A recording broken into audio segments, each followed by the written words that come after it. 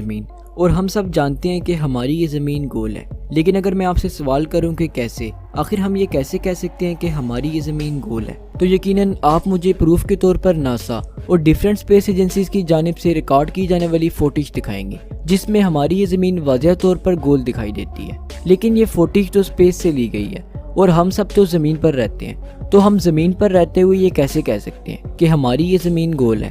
تو چلیے جانتے ہیں کہ ہم خود سے کیسے پتہ لگا سکتے ہیں کہ ہماری یہ زمین گول ہے۔ دیکھیے، آپ نے بھی شاید یہ نوٹس کیا ہوگا کہ جب ہم کسی پلین جگہ پر جا کر دور تک دیکھنے کی کوشش کرتے ہیں تو ہم ایک خاص ڈسٹینس تک ہی دیکھ پاتے ہیں اور اس سے آگے ہمیں دکھائی نہیں دیتا۔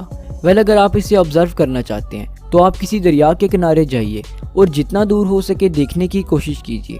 آپ زیادہ سے زیادہ 5 کلومیٹر تک ہی دیکھ پائیں گے اور 5 کلومیٹر کے بعد آپ کو ہورائزن لائن دکھے گی۔ ایسا اس لیے ہوتا ہے کیونکہ ہر 5 کلومیٹر کے بعد ہماری زمین کا کرویچر کرو ہو جاتا ہے اور ہمیں ہورائزن دکھنے لگتا ہے۔ ہورائزن وہ پوائنٹ ہے جہاں آسمان اور زمین ملتے ہیں۔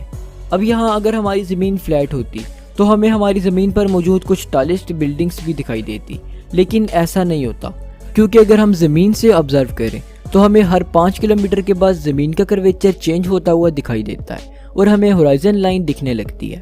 آپ نے شاید یہ بھی نوٹس کیا ہوگا کہ جب ہم کسی سمندر کے کنارے کھڑے ہو کر چلتی بوٹ کو دیکھتے ہیں تو کچھ ڈسٹینس ٹریول کر لینے کے بعد ہمیں بوٹ غائب ہوتے ہوئے دکھائی دیتی ہے اور بوٹ کا باٹم ٹاپ سے پہلے ہی وینش ہونے لگتا ہے۔